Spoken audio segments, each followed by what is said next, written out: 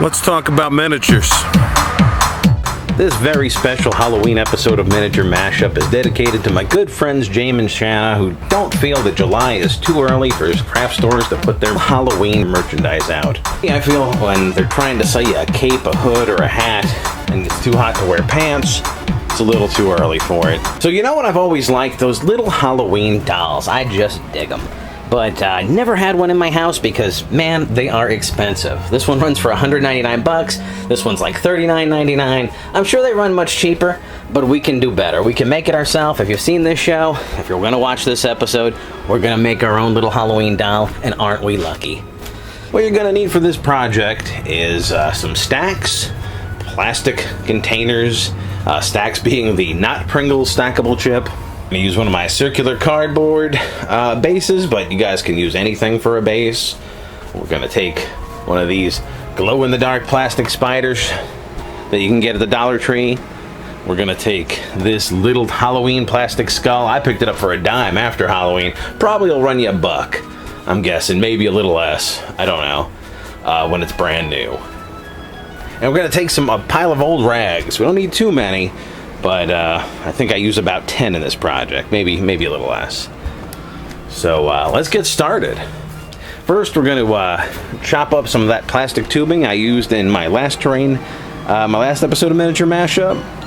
That clear plastic tubing, that's going to be a neck bone.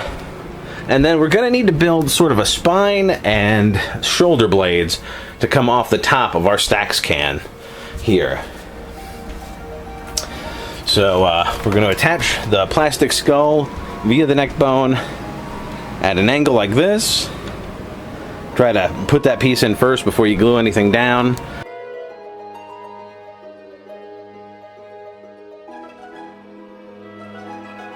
I probably stopped trick-or-treating earlier than most kids because by the time I was 13 I was 6'2", and I looked a little big for it.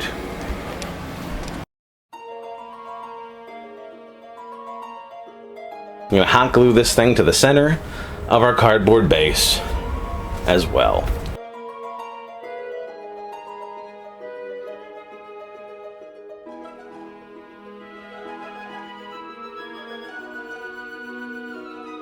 And then we're going to put the shoulder blades on and the spine. These are just plastic wedges. Now we're going to hot glue all that down.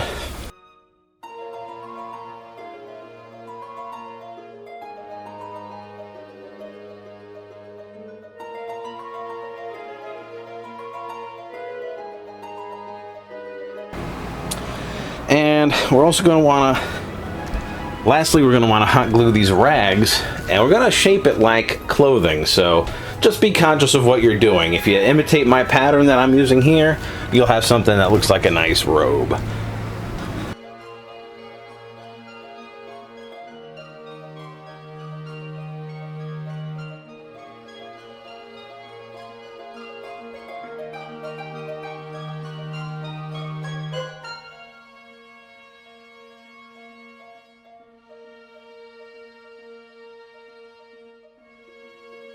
And then we're going to add the hands, which are 2 halves of our glow-in-the-dark spider. And we're going to cut him in 3. We're going to cut his thorax off.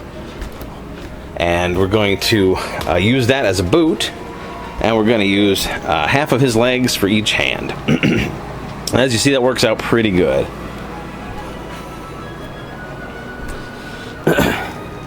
So, a lot of this is pretty obvious. While I've got you here, I guess I could tell you a couple of Halloween stories I remember from when I was a kid. I distinctly remember something was off an old horror record or some kind of supernatural record. It said, if you ever come across any clothing in the street or a bag or any object, and it's in the road or in a path in the woods and there's a stick over it, leave it alone. It belongs to a ghost. If you take it home, the ghost will follow you home. I don't know, kind of creepy, just something I remember. And there's another story, same thing, off of some record or some book, about a man who woke up one day to find claws sticking out of his ceiling. Like 6 claws poking out of a small crack. And disbelievingly, he went to touch them, got scratched by the claws, and The wound got infected pretty quickly, began to swell and burn, and a high-pitched voice came from the crack, told the man to put vinegar on the wound. And when he did, the wound went away, and shortly thereafter, so did the claws. So, it's another weird one, just floating up there in my head.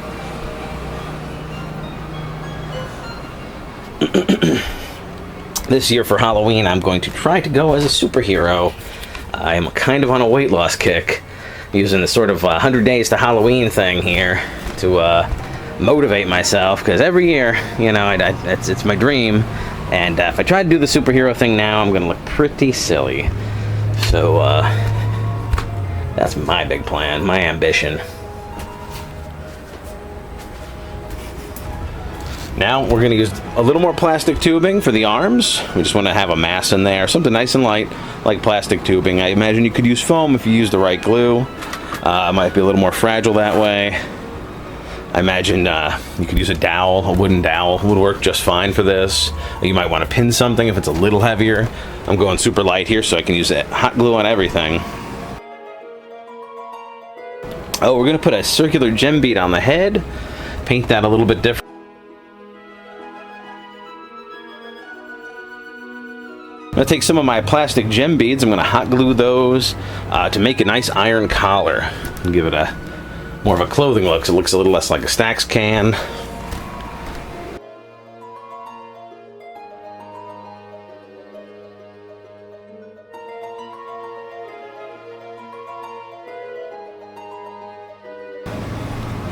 I'm going to prime this whole thing in black. Oh, right now you see I'm painting this up.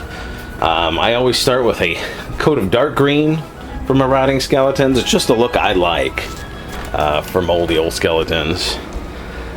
There's lots of ways to paint them, though. A lot of people will probably start with the brown. I'm starting with the green, and I'm gonna put a lighter layer of yellow over it, and you'll see the pattern I'm following makes it look more like bone fiber if you kind of stroke downward like that. And just gonna layer the green, and then we're gonna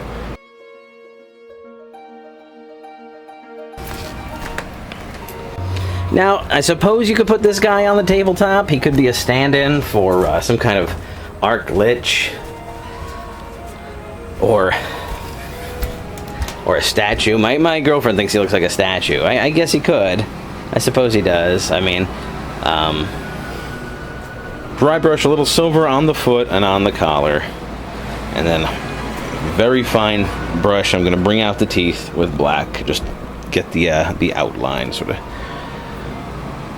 bring those out a little bit, and that's it. I'm going to also trace a pattern on the gem on his forehead here.